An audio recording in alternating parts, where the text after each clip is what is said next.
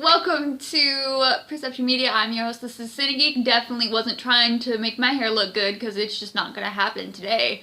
Today I have a theory on Back to the Future. I have a whole bunch of theories. Well, right now this is my third one, but I'm in the process of making a bunch more, so please watch or stay tuned depending on when you're seeing this, because they're kind of fun. My specific theory today has to do with Doc Brown and was he actually able to read Marty's mind. So if you remember, in Back to the Future, the first one that came out in 1985, after Marty goes back in time to 1955 and he meets Lou Carruthers at Lou's Cafe and he bumps into his dad and Biff Tannen and then he meets his mom and the whole fam, he finally gets to Riverside Drive where he gets to, specifically, Doc Brown, who he needs to help him get back to the future, or present, past. I'm already confused. Temporal logic.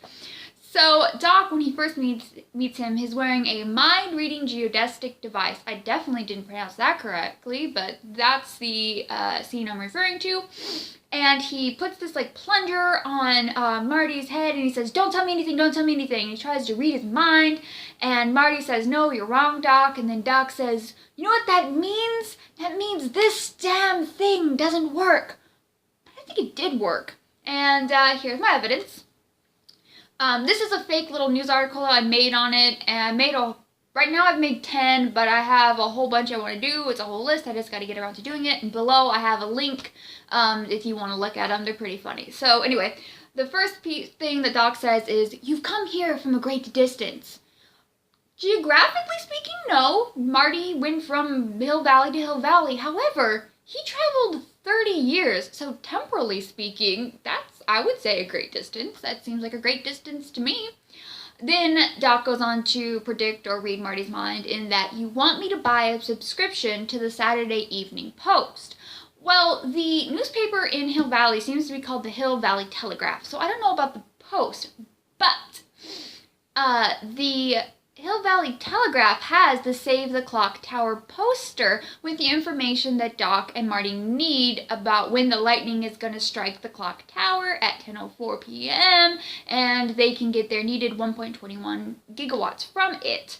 And that event happens to happen on Saturday evening, November 12th, 1955, after the dance. So, Post is you substitute for newspaper, and Saturday evening is when they need it. So that does seem to kind of track. It's not specific, but it's kind of in the general area. And the last thing he says is, "You want me to make a donation to the Coast Guard Youth Auxiliary."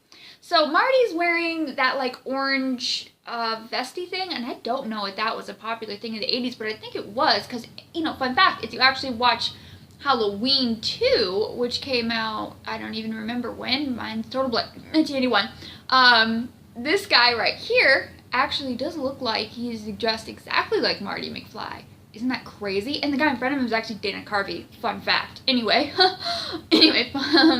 so Marty's wearing that, and that confuses a lot of the 1955 crowd, causing them to think that he is, in fact, in the Coast Guard, which he goes along with that narrative, or lie.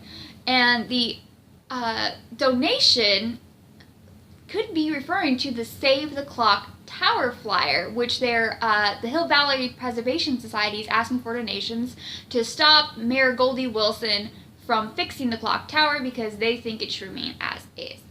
So, fun? Maybe? I don't know. I think that Doc totally read Marty's mind, and isn't that crazy? And a lot more of Doc Brown's inventions worked than he gave himself credit for. So what else could Doc have invented besides the time machine and the mind-reading geodestic device? Really, that is the worst name for anything ever. What else did he invent? You know what I mean? Is he Rick Sanchez, and he's just got a whole box of things that he doesn't think works in his garage? And that brings me to another thing, which I'll get to, the life of crime of Doc Brown, because he's a shady Doc. And that video will be coming out next week if you want to stay tuned. Anyway, we definitely need a Moon Knight movie. Tell me what you think about this Doc Brown reading mind theory below. I love comments. I do take requests if you have any. Have a wonderful day and bye.